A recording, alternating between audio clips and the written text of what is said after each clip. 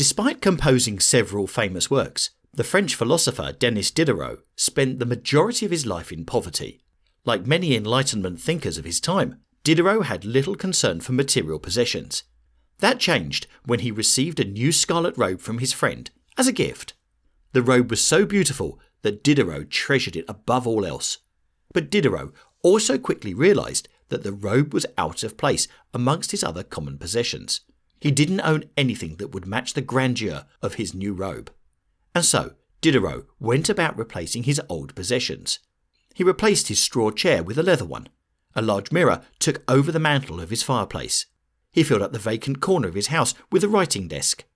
Before long, Diderot found himself in debt. As he remarks in his essay titled "Regrets for my old dressing gown," "I was the absolute master of my old robe. I have become the slave of the new one." Diderot's story shows how the acquisition of new possessions is never a singular event. Each new purchase often creates a spiral of consumption that leads you to acquire more things. It's a social phenomenon that explains much of our modern consumption patterns. Savvy marketeers often bundle complementary products together and make us offers so compelling we cannot refuse them. One seemingly innocent purchase can lead to many bad decisions. Having heard Diderot's warning, we now know what happens when we go about mindlessly acquiring new possessions. But that doesn't make the suppression of this behaviour any easier. To understand our true challenge, we need to scrutinise Diderot's story more closely. As he writes in his essay, Diderot cared little for material possessions before he acquired his new robe. He didn't see them as representative of the inherent worth and value of a person. "I can bear the sight of a peasant woman without disgust. That piece of simple cloth that covers her head, the hair that sparsely falls across her cheeks, those tattered rags that half cover her, that poor short petticoat that doesn't cover half her legs, her naked feet covered with muck cannot wound me. It is the image of a state I respect. It's the ensemble of the lack of grace of a necessary and unfortunate condition for which I have pity." But shortly after he acquired his new robe, Diderot's views changed.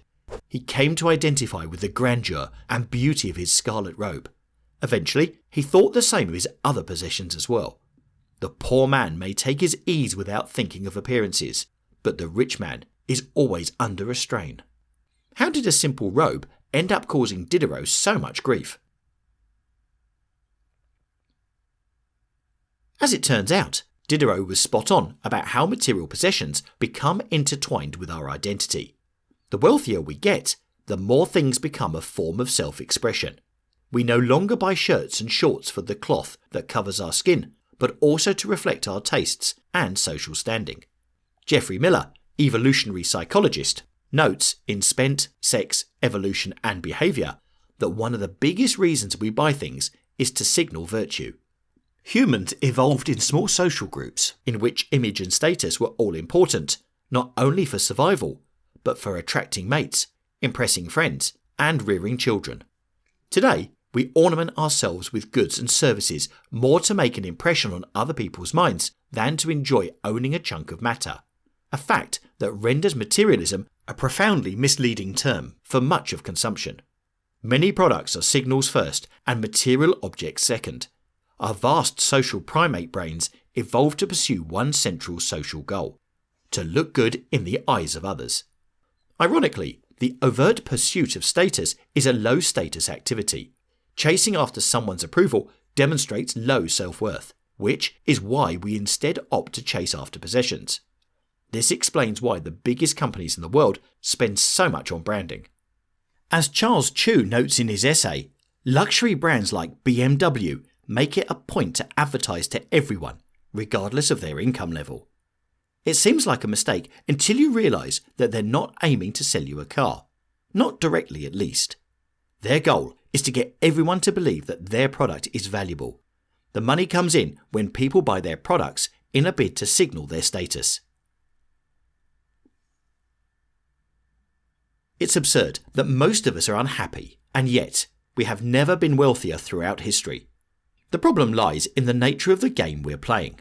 Status is hierarchical by definition, since there can only be one top dog at any time. That makes the pursuit of status an essentially zero-sum game, where your gain is my loss. We can never have enough if we need to have more than our neighbour. You can never really win because the game doesn't end. All you can do is maintain your position at the top. What do we do then?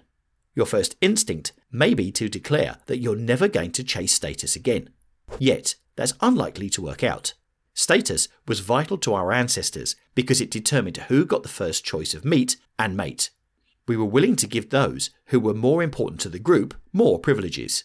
While we don't need the protection of a tribe today, status still serves largely the same purpose.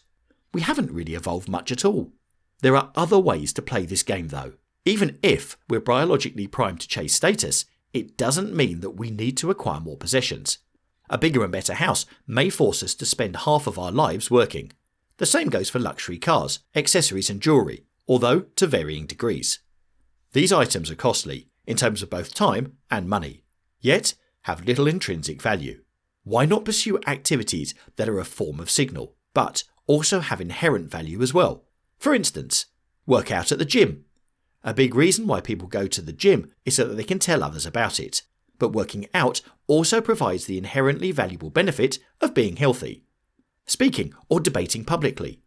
Speaking in front of an audience signals some form of expertise, but the prerequisite is that you must be informed.